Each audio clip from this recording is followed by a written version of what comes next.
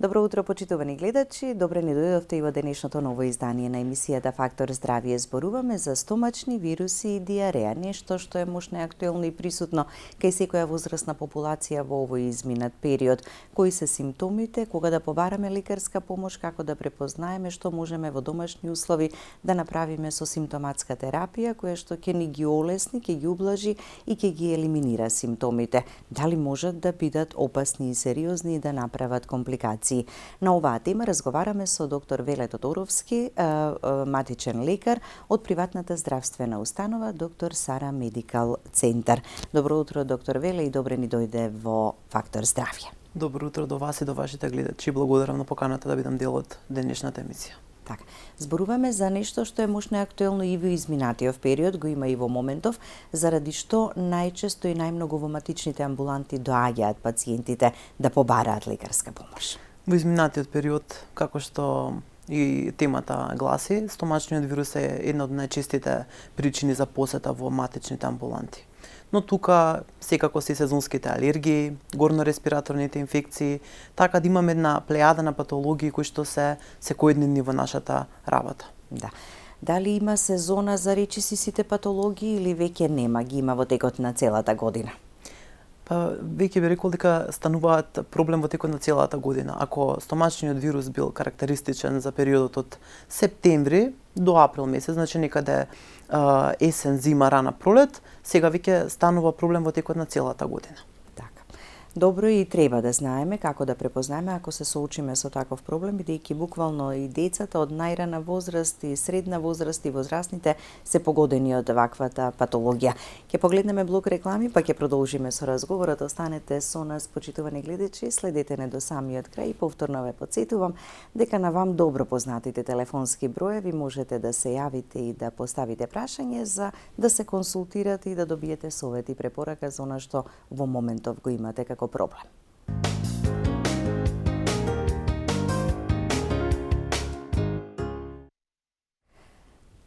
Со доктор Веле Тодоровски, семеен лекар од приватната здравствена установа доктор Сара Медикал Центар, зборуваме за стомачните вируси и диарејата, оние кои што во моментот се актуелни како патологија присутни кај децата и кај возрастните. Кои се најчестите инфекти? Така. И што е стомачен вирус? Так, стомачниот вирус или неговиот синоним вирусен гастроентеритис или меѓународот познат како стомачен грип, иако не е поврзан со вирусот на грип инфлуенцата, тоа е едно вирусно заболување кое што го напаѓа гастроинтестиналниот систем од желудник до цревата. Стомачниот вирус, како сам по себе, знае да даде различен спектар на симптоми. Значи, од една подуеност во желудникот, болка во желудник, потоа тука е течната столица, диарејата, потоа грчевите во стомакот. Значи, сето тоа зависи кој дел од дигестивниот систем ни е нели зафатен, колку имаме од вирусот во организмот, колку ни е нашиот имунитет подготвен да се справи со натрапникот во него, така да тоа за стомачниот вирус, да кажеме, симптомите се различни, кај различен поединец, во однос на најчестите вирусни инфекти, ајде да ги кажеме, значи ќе би почнал со аденовирусот, кој што покрај дигестивни тегоби дава и горно-респираторни симптоми, односно е вирус кој што ги напаѓа и горно-респираторните органи, како и дигестивниот систем.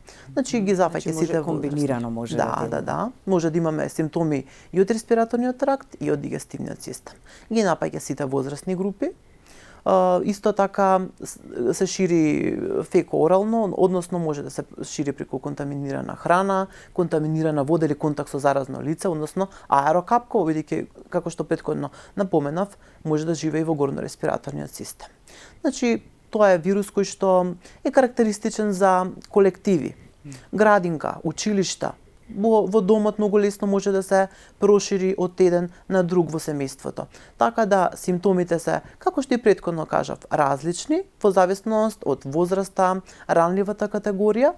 Значи може да биде со едно течење од нос кај аденовирусот, некоја блага болка во грлото, некоја температура која што не мора да биде нели треска, може да биде некоја температура 37,5-38, така да се јавуваат повторното чувство на подуеност и сполнетост во стомакот, засилена перисталтика, односно цревно движење, грчеви, болка во стомакот и тука неминовна, најчесто да кажам, неминовна и течната столица диарејата. Значи многу висок степен на контагиозна заразност има самиот аденовирус, така да тој лесно се шири и многу инкубацијата кратка, некаде од 24 до 48 часа.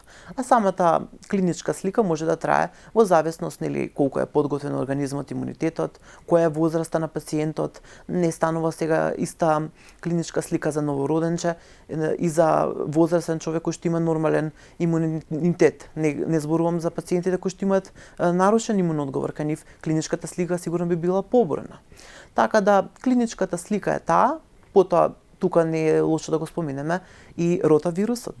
Знаеме дека од 2020 година имаме и вакцинација во нашата држава за ротавирусната инфекција, која што треба да започне најрано 6-та недела после раѓањето, шестата недела најрано, најдоцна 12-та недела, а да заврши некаде најдоцна 22-та недела од раѓањето, односно 32-та недела од раѓањето. Ротавирусот е најчест причинител на гастроентеритис, односно на стомачен вирус и диареја кај малите деца, односно кај детската популација. Затоа многу добро познат кај родителите, така, ама од воведувањето веќе на вакцината, мислам дека големо олеснување им направи, така, за да биде со малку поблага или подобра клиничка слика, ако веќе се Значи, самата вакцинација не значи дека детето нема да се здобие со ротавирусна инфекција, но клиничката слика ќе биде поблага. Односно нема да има таа, да кажеме, побурна клиничка слика доколку не се вакцинира и таа вакцина веќе во задолжителниот во редовниот календар, така, за вакцинација. За вакцинација. Значи треба да се каже некој напомени кај родителите кои што нивните деца ја примаат оваа вакцина дека вирусот се излачува преку изметот и треба при секоја промена на пелена да ги мијат своите раце. Значи повторно тука ќе нагласиме важна е таа лична хигиена, првенствено за заштита на самите родители од здобивање со вирусот, како и на нивните деца. Значи тоа е еден момент кој што треба да се напомене при ротавирусната вакцинација. Така, со вакцинацијата веќе се избегнати оние многу сериозни компликации, бидејќи многу може драматична да биде така сликата кај новороденчето и кај малите деца ако имаат веќе ротавирус. Самиот стомачен вирус кај малата популација, особено зборуваме новороденче, доенче, значи некаде и до 5-та година дехидратацијата која што носи самата диареја, односно течна столица, како и повраќањето. Значи тоа е, да кажеме, еден од посериозните исходи од стомачниот вирус. Дехидратацијата која што зависи во кој степен е присутна, може да направи и потешка клиничка слика која што нема да има веќе ќе бара веќе хоспитализација зависно од степенот на дехидратација. Така, да. Имаме гледач на линија, да го слушнеме прашањето. Добро утро, повелете, ве слушаме. Добро утро. Добро утро. Поздрав до докторот и до водителката. Ви благодариме. Вака имам прашање. Значи, нели актуелен е сега стомачниот вирус, знаеме и кај деца и кај возрастни. Прашањето до докторот е: кога треба после симптоми да се јавиме на лекар? Значи да не биде тоа веднаш одење на лекар, нели збори за дехидратација, значи да биде тоа право време, да не се истрчаме веднаш. Значи кои се тие симптоми што треба да ги следиме еве кај дечињата поготово и да знаеме кога во право време да се јавиме кај матичен. Така, ви благодариме. Да, ви благодариме за јавувањето и за прашањето, да, и да не брзаме, ама па и да не да задоцниме, така доцна да одиме да се обратиме. Така, значи првично да се види колку се чести течните столици, доколку станува збор нели за течна столица. Доколку станува збори за повраќање, да се види колку пати тоа дете, односно зависно која возраста, ќе исповрати, значи колку ќе изгуби течности. Еден ден отприлика може да се чека 24 часа да се развие таа клиничка слика. Значи симптомите. Колку често има течни столици? Дали е 3-5 пати, повеќе од 5 пати во текот на денот? Колку често имаме повраќања? Значи колку изгубило течности тоа дете, бидејќи со самото тоа што имаме стомачен вирус, имаме намален апетит, значи губиме од телесната тежина, па врз основа на губењето на телесна тежина го утврдуваме ние подоцна и степенот на дехидратација кај дете. Во пракса барем еден ден да се развие клиничката слика. Значи клиничката слика може да се развие и одеднаш бурно, така да многу е, да кажеме, варијабилно тоа време кога да се јават на лекар. Најчесто тоа може да се случи во тек на ноќта, па во утрината да се јават на лекар. дежурните служби се тука, значи во текот нели на ноќта доколку нешто се случи да биде алармантно, ќе се јават нели на детска клиника или ќе се јават ќе го консултираат нивниот матичен лекар. Значи најдобро веќе соматичните лекари телефонски можеме да електронската искомуницираме. комуникација на едно високо или ниво. електронски, да, за да тие проценат во моментот врз основа на она која ќе објасниме какви симптоми има, дали треба да се оди во амбулантата или може да се почека. Степенот на дехидратација. Значи колку губи тоа дете течности преку течните столици, преку повраќањето. И секако дали има треска, дали има и други попратни симптоми.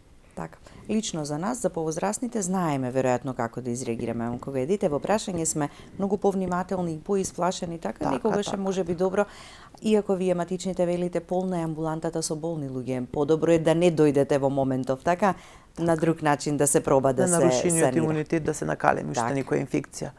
Така. Да. Имаме и следен гледач. Добро утро и за вас. Повелете. Добро утро. Добро утро. Повелете, ве слушаме. Едно прашање до докторот. Слободно. Прекрасно младо докторче, го гледам нонстоп на телевизија и сакам да прашам нешто. Дали кога има стомачен вирус е заразен? Добро. Толку е, само тоа е прашањето, така? И уште едно прашање. Ајде. Дали мора да се пијат антибиотици? Добро. Така. Ви благодариме за јавувањето и за прашањето. Така. Благодарам до гледачката на убавите зборови. Самиот стомачен вирус по себе високо заразен. Значи, шансите да се зарази друга личност се високи. Затоа викам има висок степен на контагиозност. Значи многу лесно може да се префрли од една на друга личност. Во однос на антибиотиците. Антибиотиците за цревни инфекции се даваат нели најсоодветно доколку е докажана цревна инфекција преку копрокултура. Доколку пациентот однесе примерок од изметот на микробиолошка анализа и се докаже нели цревна инфекција.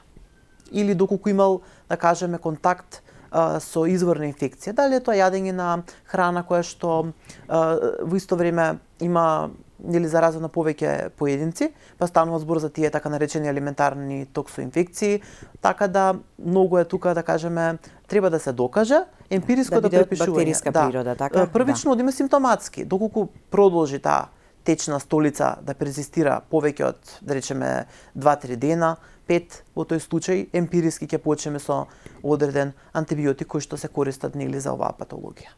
Така да првично би оделе симптоматски со оралните средства, со оралните раствори за рехидратација, пробиотикот и најважната алатка во справувањето со стомачен вирус диетата.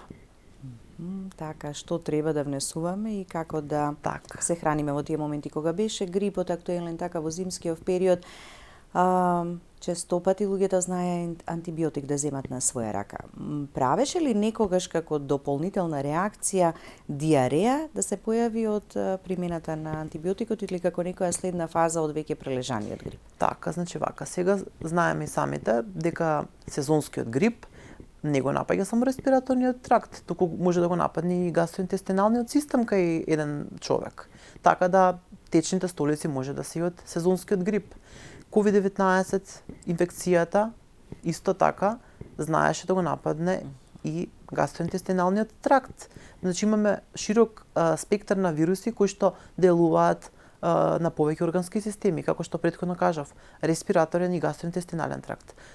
Нерационалната употреба на антибиотиците, која што во последно време е ширум светот многу популаризирана и стана на некој начин веќе секојдневен проблем, кој што не само што прави проблеми со гастроинтестиналниот тракт, значи неадекватното земење на антибиотици на своја рака без консултација со стручно лице ќе доведе до неравнотеженост помеѓу добрите и лошите бактерии, односно ќе ни наруши цревната флора. Тоа е тој микробиом кој што ние си го имаме, тоа е, да кажеме, вториот мозок во нашето тело кој што е многу важен и треба да си го негуваме. Значи антибиотиците може да се причина за течни столици и тука е таа антибиотска асоцирана диареја која што може да е како компликација на несоодветно земење на антибиотици, доколку не се земаат соодветно во однос на време траењето, премногу долго или премногу кратко, не се земаат со пробиотик и се земаат на своја рака, односно немаме индикација за земење на антибиотик.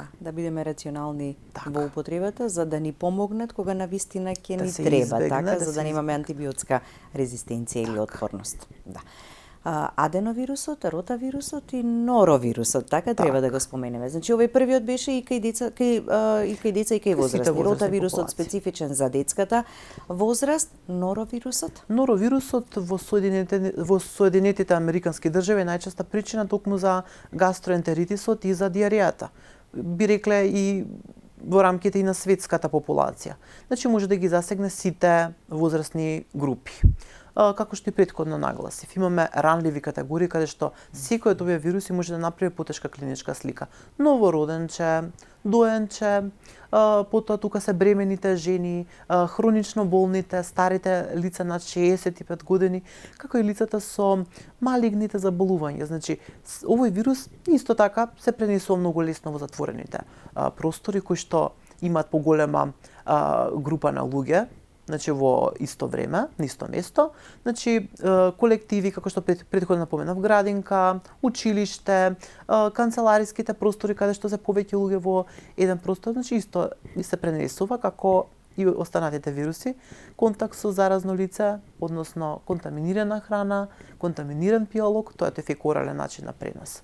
Значи преку присуство на вирусот во изметот на контаминираното лице, кое што подоцна се пренесува и на останатите. Така да, и веројатно имате примери кога еден член од семејството ќе дојде така со симптоми на стомачен вирус, било кој од овие кои што ги споминавме, потоа полека ден по ден така и останатите членови. Дали од децата на возрастните или од возрастните на децата, веќе не е битно, туку едноставно се расширил па да се гледа да се направи соодветен и побрз третман, така симптоматска терапија. Висок е индексот на заразност, значи многу лесно се префрла од еден на друг поединец, особено во фамилиарната средина каде што сме сите во непосреден контакт во домот, така да кај во едно семејство може да се види колку различен спектар на симптоми може да даде стомачниот вирус. Кај некој само да биде болка во желудник, кај некој да биде само мачнина и намален апетит, значи засилена перисталтика, грчеви во стомакот, кај други да имаме, да кажеме, почести течни столици, односно диареја, така да треската тука е општите симптоми, главоболка, лаксалост,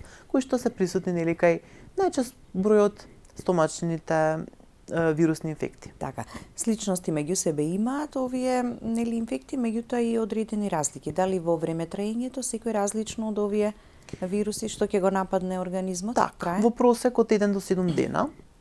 Во просек од 1 до 7 дена, така да зависи колку имаме од вирусот во организмот, која ни е општата состојба на пациентот, колку неговиот имун одговор е спремен да се справи со самиот непријател кој што го имаме во телото, така да тие, значи како што претходно кажав, ранливата категорија, која возраст сме, групи, така, во едно семејство имаме нели ако сме различни возрастни групи, постари, помлади членови, така дека секој различен степен. И време траењето на клиничката слика зависи од тие фактори. Така, терапијата, симптоматска терапија.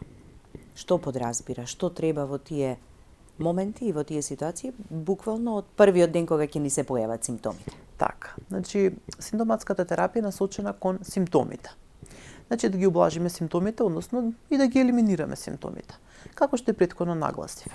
Доколку имаме нели мачнина, повраќање, безбедни се, например, да се користат капките кои што имаат природна состојка ѓумбир во нив. Значи самиот ѓумбир делува како антиеметик во тие ситуации. Го намалува чувството на мачнина и повраќање, односно е антиеметик.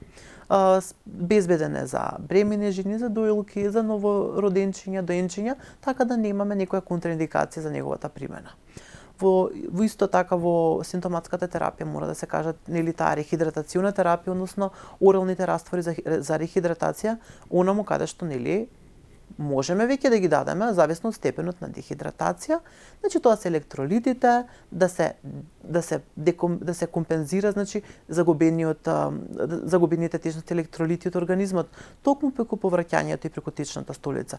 Значи да се биде тоа постепено.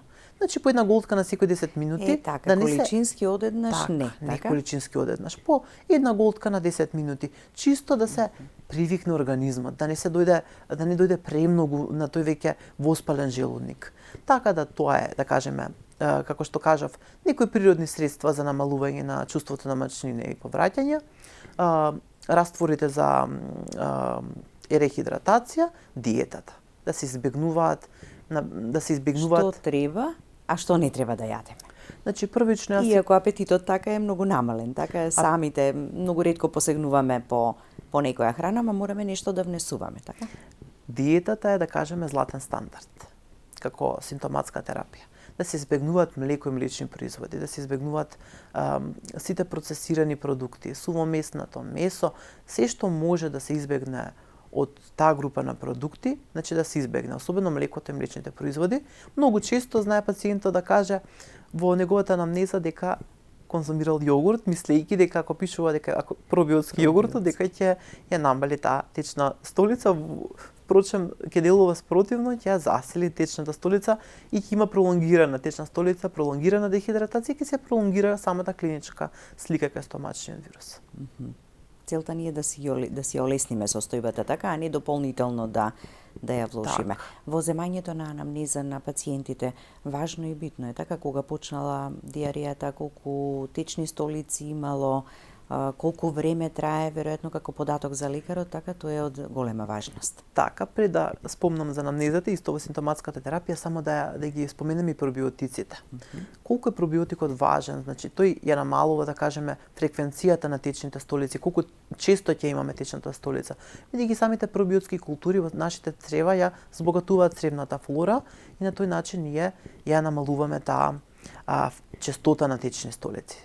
Исто така, кога сме здрави, треба да ги споменеме пребиотиците, храната за нашите бактерии во цревата. Значи тоа се продукти кои што ги имаме во растителните продукти, како кромидот, празот, лукот. Значи тие всушност содржат недигестибилни, не сварливи материи кои што се храна за нашите цревни бактерии. Така да и пребиотиците да ги споменеме покрај пробиотиците. Во однос на анамнезата, значи, кога ќе дојде пациентот, убаво да се нагласи колку е честа столицата во текот на денот. 3-5 пати или повеќе. Каква е течната столица? Дали е водеста, дали е слузава, дали е крвава? Исто така, да се праша пациентот дали патувал некаде. Дали имал промена во неговата исхрана? Дали пациентот започнал терапија со антибиотик на своја рака? Дали во семејството имал некој со слични симптоми на, да речеме, цревна инфекција? Дали јадел некоја симптоматична храна која што нели може да доведе и до оваков исход на течни столици, мачнина, повраќање. Значи, анамнезата е половина диагноза, ако не диагноза веќе поставена дополнително понатака со анализите кои што следат. Анамнезата навистина ни дава многу податоци за тоа што пациентот правел, што се случувало дур дојде на преглед и да имаме една убава слика за да знаеме каде да го патиме, кои анализи да ги превземеме. Дали ќе има потреба од дополнителни нели испитувања или едноставно така со таа терапија во домашни услови ќе треба пробиотиците кога ги споменавте не да ги пиеме 1, 2 или 3 дена додека го имаме проблемот. Треба да се продолжи малку подолг период, така? Така. Значи пробиотиците во зависност нели од животниот стандард не секој може да си ги дозволи. Бидејќи се сепак нели суплементи кои што ни помагаат да го подобриме имунитетот, цревната флора, да си ги повратиме тие бактерии што сме ги изгубиле нели со антибиотската терапија, особено треба да се взимаат со антибиотската терапија пробиотиците.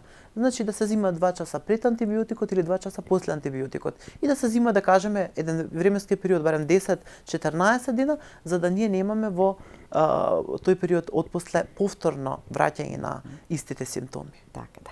Ќе погледнеме уште еден блок реклами, па ќе продолжиме со разговорот. Останете со нас, почитувани гледачи.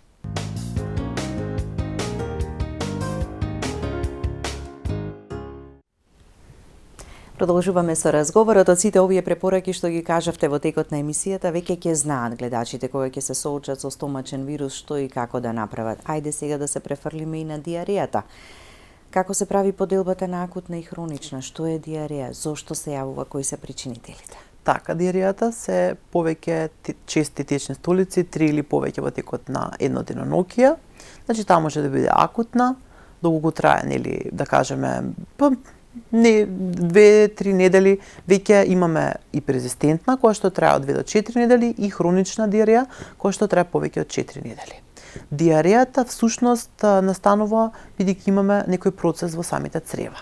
Значи, диарејата не е, да кажеме, еден знак. вид симптом, знак, Да, така? знак Така за одредена состојба. Значи, може да имаме неинфективни причини, инфективни причини. Инфективните причини веќе ги кажавме: вируси, бактерии, паразити.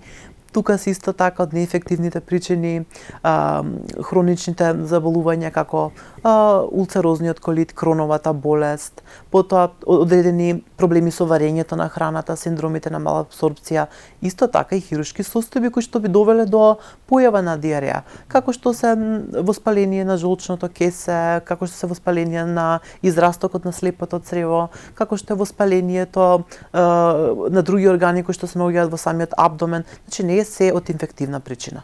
Значи, треба да се нагласи дека многу често диарејата може да биде знак и кај луѓе кои што имаат зголемена анксиозност, односно каде што менталното, психолошки аспект. Значи, аспект. го вклучуваме и стресот. Така, може да ни предизвика стресот диареја. многу често први на удар ни се желудникот и цревата, и пациентите имаат болка во желудник или имаат течни столици, а да не имаат да ги имаат направено сите анализи, да ги имаат направено сите испитувања и да немаме органско заболување, туку да имаме премногу стрес, односно премногу анксиозност кој што не го менаџираат соодветно, и тоа да придонесе за течните столици.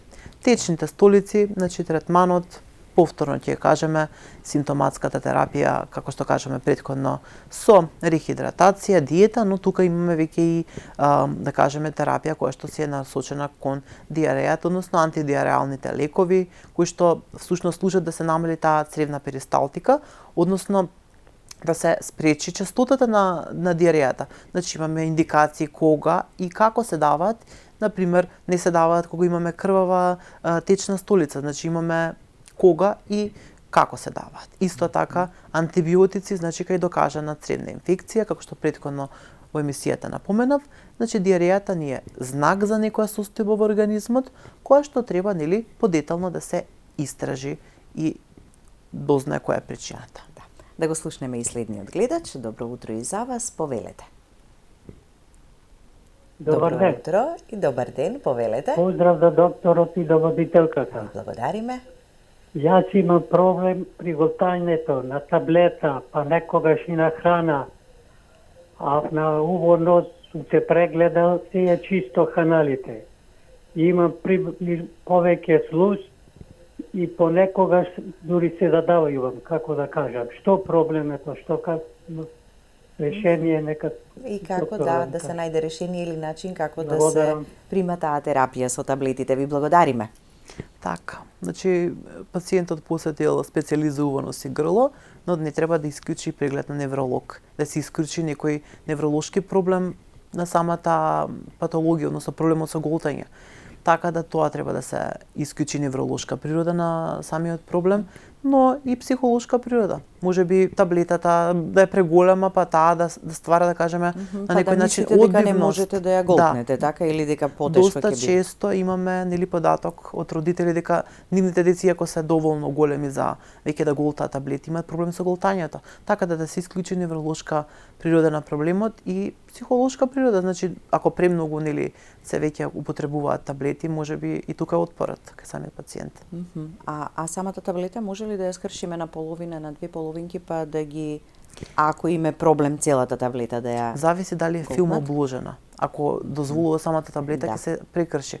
Но доколку нели не дозволува, мора да се најчесто се филм обложени, така, за да бидат полесни, така, и за најчесто пациентите желудникот. и си ги толчат, мислам си ги ситнат, но и така се намалува ефикасноста на лекот.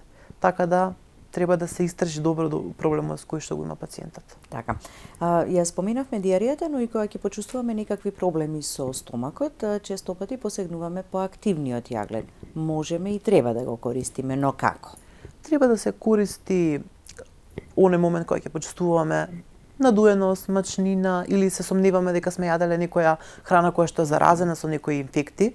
Значи тој се зема најчесто повеќе таблетки одеднаш и во тој период кога се зема активниот јаглен, например 3 таблетки одеднаш или 4 таблетки одеднаш, во тој период 2 часа отпосле да не се зема останата терапија, зашто тој абсорбенс и ќе абсорбира и другата терапија која што сме ја земале, дали е антибиотик, дали е хронична терапија, така да ќе се намали ефикасност и нема да делува лекот за проблемот за кој што е наменет. Значи тој треба да се зема соодветно и да се зема, значи 2 часа отпосле да се стагнира со останатата терапија, да се стопираме за да се делува, да се абсорбира тој се што има во цревата. Да.